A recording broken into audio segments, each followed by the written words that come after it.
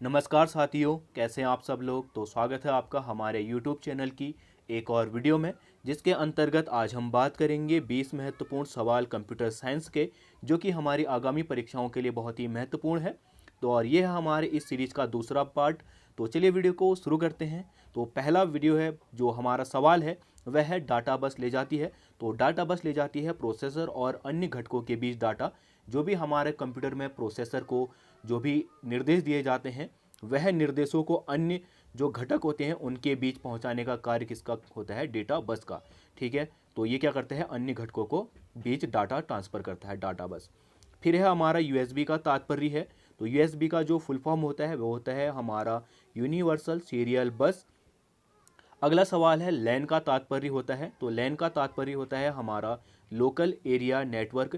देखिए, जो भी हमारे नेटवर्क स्थापित किए जाते हैं वह तीन तरीके से किए जाते हैं। पहला हो गया हमारा लैन, फिर होता है हमारा दूसरा मैन, फिर होता है तीसरा हमारा वैन।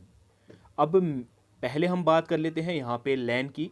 तो लैन क्या होता है? Local area network. किसी भी एक छोटे क्षेत्र, कोई संस्था होगी या फिर कोई एक पर्टिकुलर छोटा सा नेटवर्क हो गया, अगर कहीं पे स्थापित करना है तो उसको कहा जाता है लैन। जैसे मान के चलिए किसी स्कूल में, ऑफिस में, यहाँ पे अगर कोई नेटवर्क स्थापित करना है, इंटरनेट का जाल बुनना है, तो उसके लिए कौन सा प्रयोग किया जाएगा? लैन का। फिर आता है हमारा मैन। तो मैन होता है मेट्रोपॉलिटन एरिया नेटवर्क। अगर किसी सिटी को जोड़ना है या बहुत सी सिटियों को आपस में जोड़ना है तो वहाँ पे हमारा मैन का प्रयोग किया जाता है। फिर आता है हमारा वैन का। तो वैन होता है वाइड एरिया नेटवर्क, जो कि एक बहुत बड़े क्षेत्र में जोड़ने का काम करता है। चलिए अब बढ़ते हैं वीडियो में आगे।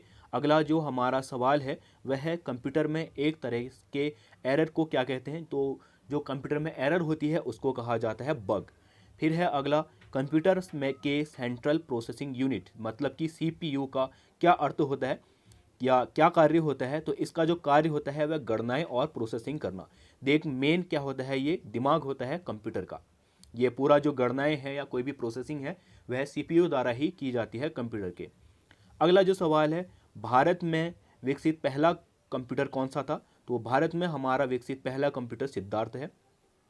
अगला सवाल है, भारतीय सुपर कंप्यूटर का जनक माना जाता है। तो विजय भाटकर को पहल सुपर कंप्यूटर का जनक माना जाता है।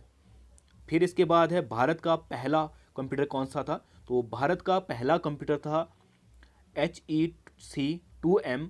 देखिए, भारत में यहाँ पे दो तरीके से सवाल आते हैं।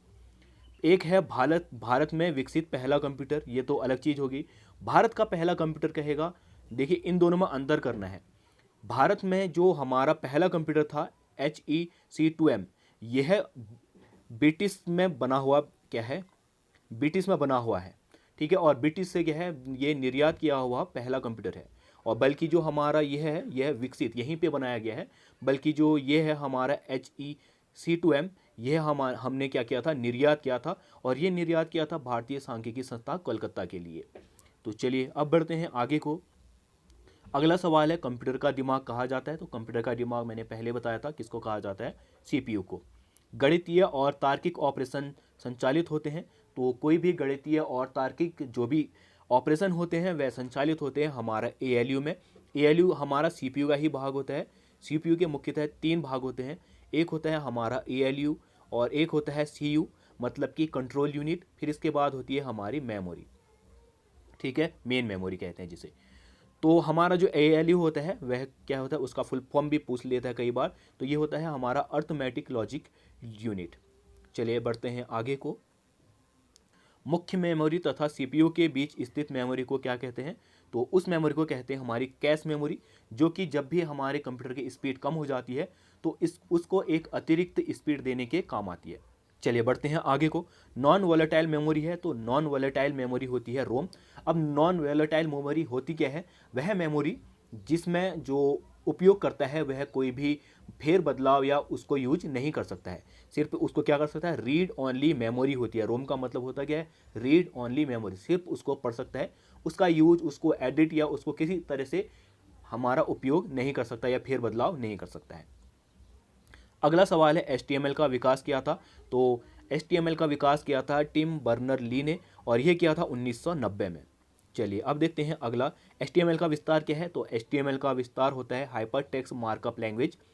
फिर है अगला, इंटेल ने अपना पेंटिनियम माइक्रो प्रोसेसर कब प्रस्तुत किया था। तो 1993 में किया था ये। गूगल सर्च इंजन का विकास किसने किया था। तो ये किया था हमारा सेगर्गई ब्रिन तथा लैरी पेज ने। भारत का सबसे तेज सुपर कंप्यूटर है। तो भारत का जो सबसे तेज सुपर कंप्यूटर है वह है परम युवा सेकेंड। फिर है इसके बाद सामान्यतः मिड रेंज कंप्यूटर किसे कहा जाता है। तो सामान्यतः मिड रेंज कंप्यूटर जो कहा जाता है वह मिनी कंप्यूटर को कहा जाता है, क्योंकि यह हमारे जो सामान्यतः जो लोग यूज करते हैं ऑफिस में हो गया या कोई अपने घर में यूज कर रहा है, तो वहाँ पे इन मिनी कंप्यूटर का क्या होता है, उपयोग होता है। तो इसलिए इनको क्या कहते हैं, मिड रेंज कंप्यूटर कहते हैं। फिर है अगला सवाल, बड़ी संख्या में निर्देशों वाला कंप्यूटर कहलाता है। तो बड़ी संख्या में जो भी निर्देश को ग्रहण करता है उस कंप्यूटर को कहा जाता है CISC। चलिए अब देखते हैं अगला सवाल, व्यावसायिक रूप से प्रयोग किया जाने वाला पहला कंप्यूटर था। तो ये था हमारा यूनिवैक।